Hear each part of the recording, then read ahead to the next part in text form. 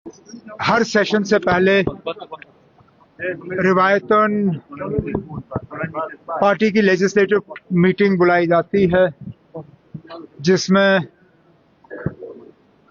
National conference के और फिर हमारे साथ जो जुड़े हुए इंडिपेंडेंट्स हैं या तारिगामी साहब हैं, उन्हें मीटिंग में बुला के सेशन की स्ट्रैटेजी तय की जाती है। ये सेशन थोड़ा बाकी सेशनों से अलग है, क्योंकि जैसे आप सब जानते हो, परसों लगभग 10 साल के बाद दोबारा राज्यसभा के इलेक्शन जम्मू कश्मीर में होने जा रहे हैं, और उसके लिए स्ट्रैटेजी तय करना ताकि चारों सीटों पे नेशनल कॉन्फ्रेंस के उम्मीदवार कामयाब हों, उस सिलसिले में इस मीटिंग की अहमियत बढ़ गई। और मैं शुक्रगुजार हूँ तारिगामी साहब का और बाकी जो इंडिपेंडेंट्स यहाँ पे आए, उन्होंने मीटिंग में हिस्सा लिया। और जो मैं अपने मेंबरों में और हमारे जो साथी मेंबर हैं उनमें जो जोश व देखता हूँ, मैं उम्मीद कर रहा हूँ कि चारों सीटों पे नेशनल कॉन्फ्रेंस के उम्मीदवार जो हैं वो कामयाब होंगे। क्या कोई हिट कांग्रेस को वो आए नहीं? नहीं, कोई नहीं, उनकी अपनी मीटिंग थी, वो अलहदा पार्टी हैं, उनकी अपनी मीटिंगें होती रहती हैं। लेकिन जहां तक इलेक्शन के हवाले से बात है, उन्होंने बार बार कहा है कि इस इलेक्शन में वो किसी तरह भी बीजेपी की मदद या बीजेपी की कामयाबी नहीं होने देंगे। तो उनको अपनी मीटिंग करने दीजिए, इसमें किसी को ऐतराज नहीं होना चाहिए। तारिक हमीद गना साहब ने जिस तरीके से बताया, we have to wait for the green signal of high command. उनका अपना सिलसिला, उनका अपना तरीका होता है। उनकी पार्टी और हमारी पार्टी में इतना तो फर्क है कि उनकी जो यहाँ पे लीडरशिप है, उनको अपने हाईकमांड के सिग्नल का इंतजार करना होता है। हम अपने फैसले यहीं करते हैं। लेकिन ये कोई नई बात नहीं है, ना इससे किसी को कोई परेशानी होनी चाहिए। उनका हाईकमांड का भी सिग्नल तो ऐसा नहीं होगा जिससे कि बीजेपी को फायदा हो।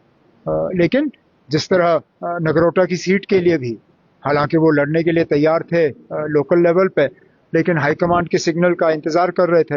हाईकमांड ने वो सीट नेशनल कॉन्फ्रेंस के लिए छोड़ी और हमने अपना उम्मीदवार जो है मैदान में उतार दिया।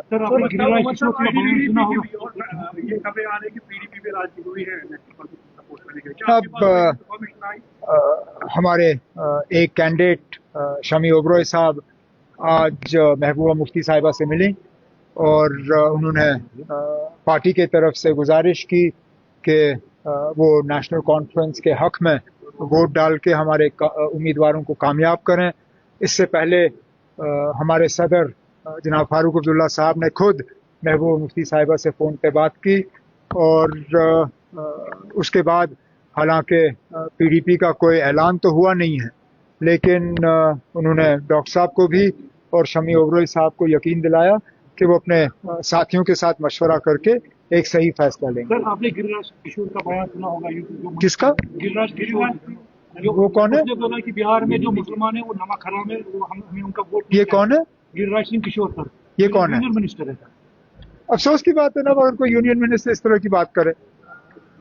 लेकिन इलेक्शनों में इन लोगों की आदत है ना, क्योंकि इनके पास काम कुछ दिखाने के लिए है नहीं, जमीनी सतह पे उनकी पोजीशन थोड़ी खस्ता है, तो ये फिर मजहबी फसाद जो है वो पैदा करते हैं।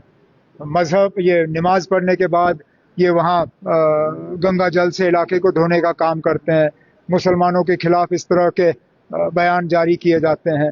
ये इलेक्शन में इन लोगों की आदत है। फिर ये वो लोग कहते हैं कि हम हर हिंदुस्तानी की नुमाइंदगी करते हैं। अगर हर हिंदुस्तानी की नुमाइंदगी हो रही है तो वजीर आजम साहब को इन बयानों को देख के इन मिनिस्टरों के खिलाफ कार्रवाई करनी चाहिए, नहीं तो फिर क्या सिग्नल जा रहा है? उमर साहब, लीडर ऑफ अपोजिशन ने कल बडगाम में तकरीर करते हुए आवाम से कहा कि हम बीजेपी क्या हम नेशनल कॉन्फ्रेंस के साथ सरकार बनाई, क्योंकि वो हमारे पास ऑफर है कि हम जो है एक्सेप्ट ही नहीं कर रहे हैं। कौन सा ऑफर आया? एलओपी साहब से पूछिए ना, ऑफर आया कहां से? क्योंकि हमने तो कोई ऑफर नहीं दी, और उनकी तरह हम मतलब छुप के काम करते नहीं हैं। अगर हमने कोई ऑफर करनी होती तो आप सबके सामने करते। कोई ऑफर आया नहीं, तो अब एलओपी साहब अपने काम में जरा दिलचस्पी ज्यादा दें और ये बेबुनियाद बयान जो है इनको अपने घर में ही रखें। Thank you very much.